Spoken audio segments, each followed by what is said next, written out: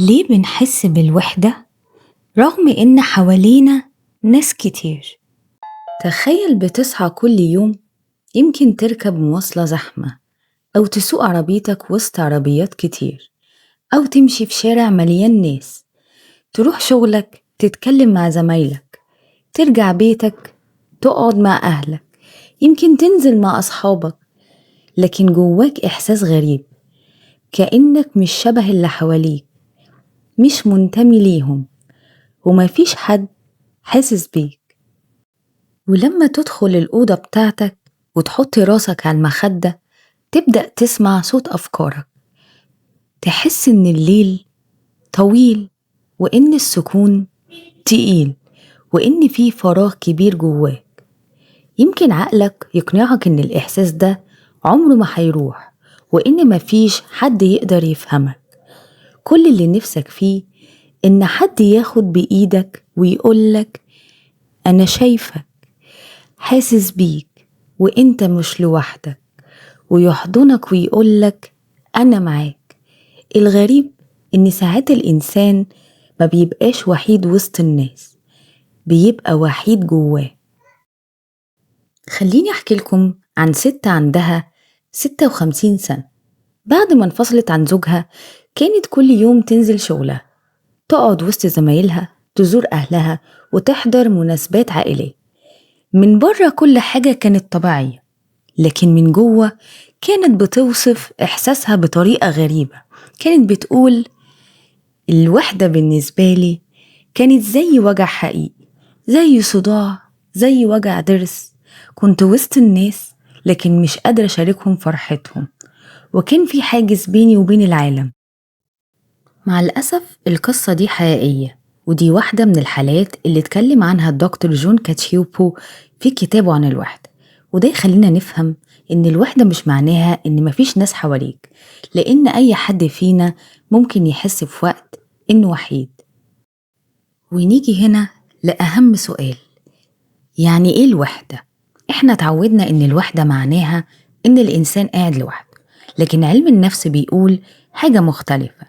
في فرق ما بين الشخص الوحيد وفرق ما بين الشخص اللي حاسس بالوحدة. الوحدة مش حالة اجتماعية، الوحدة حالة نفسية. ممكن تعيش لوحدك وتكون مرتاح، وممكن تكون متجوز أو عندك عيلة كبيرة أو آلاف المتابعين على السوشيال ميديا، وبرضه تحس إنك وحيد. لأن الإنسان مش محتاج ناس حواليه، الإنسان محتاج يحس إنه مفهوم ويحس بالأمان، وده احتياج أساسي زي احتياج الإنسان للأكل وللمية وللنوم.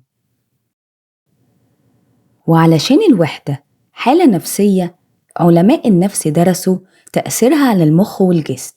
الأبحاث لقت إن الأشخاص اللي بيعانوا من الوحدة لفترات طويلة بيكون عندهم ارتفاع في هرمونات التوتر، اضطرابات في النوم، وضعف في جهاز المناعة، وكمان زيادة احتمالات القلق والاكتئاب وأمراض القلب. والأغرب من كده إن الدراسات لتصوير المخ اكتشفت إن المنطقة اللي بتنشط لما الإنسان بيتعرض للرفض هي نفسها تقريبا المنطقة اللي بتستجيب للألم الجسدي. وده معناه إن وجع الرفض المخ بيتعامل معاه كأنه وجع حقيقي. وزي ما قلت إن الوحدة المستمرة ممكن تزود القلق، وخصوصا القلق الاجتماعي، فتلاقي الشخص يبدأ يخاف يتكلم قدام الناس، أو بيتوتر من التجمعات، أو بيتجنب التعرف على أشخاص جديدة، ومع الوقت بيبعد عن الناس.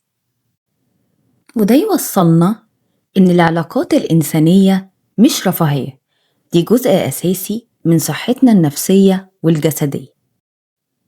بعد ما عرفنا كل ده، في سؤال مهم ممكن أي حد يسأله: هل أنا وحيد فعلا؟